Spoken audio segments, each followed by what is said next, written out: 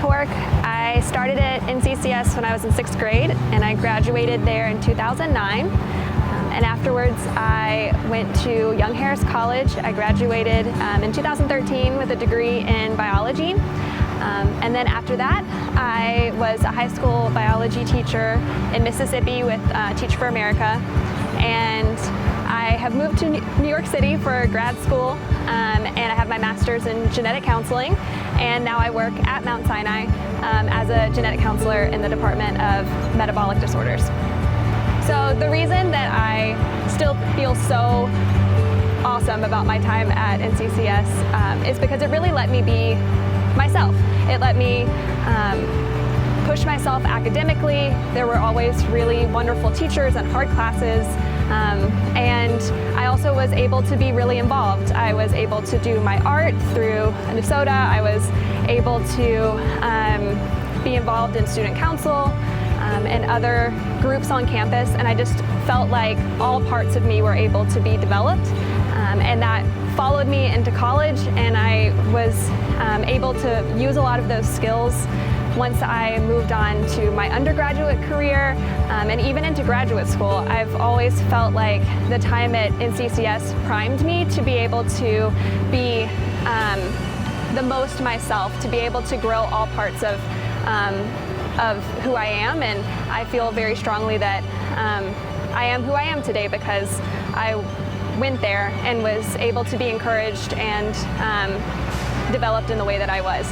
I was told about genetic counseling by my high school 9th grade biology teacher at NCCS, so I always have to give credit to my career and to what I'm doing now, that desire was set in my life from the age of 14, and it was by somebody at NCCS who showed me that I can be a woman in science that's not a teacher and that's not a doctor, and gave me an alternate path that really melded my interests together, which was people and the hard science, and it's followed me up until then. It's been this great unfolding of 10 years later. I was able to say that because of a suggestion that somebody made to me at Northside Christian, that I am able to do a job that I love and I feel a lot of purpose in, and that's able to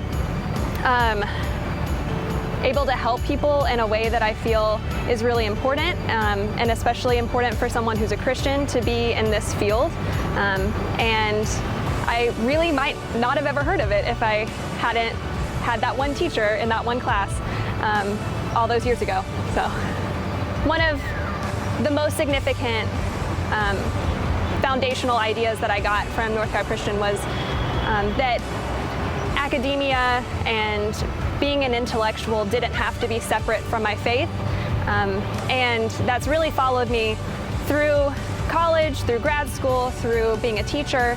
I never felt like I had to keep those parts of my life separate, or that my faith wasn't going to inform the way that I viewed science or that I approached my job and scientific facts. That it's human, it's biased, it has influence from society and from culture, and that is informed by my faith. So I never felt afraid to bring those opinions and to bring that part of myself and those ideas that I had that are so important to me into my world of science. And I found that other people often have a harder time with that if they didn't have the foundation of always melding their faith and their intellectual interests together, that it's hard to reconcile those two things if they've diverged for a long time, and mine always were together.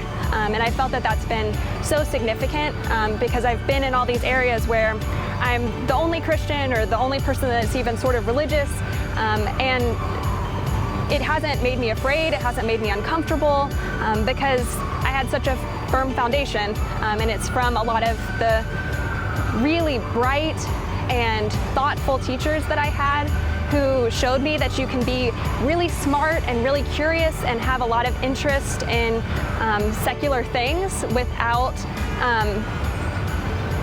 compromising your beliefs, and even in making your faith deeper, because you are constantly evaluating it through, in my case, a scientific lens.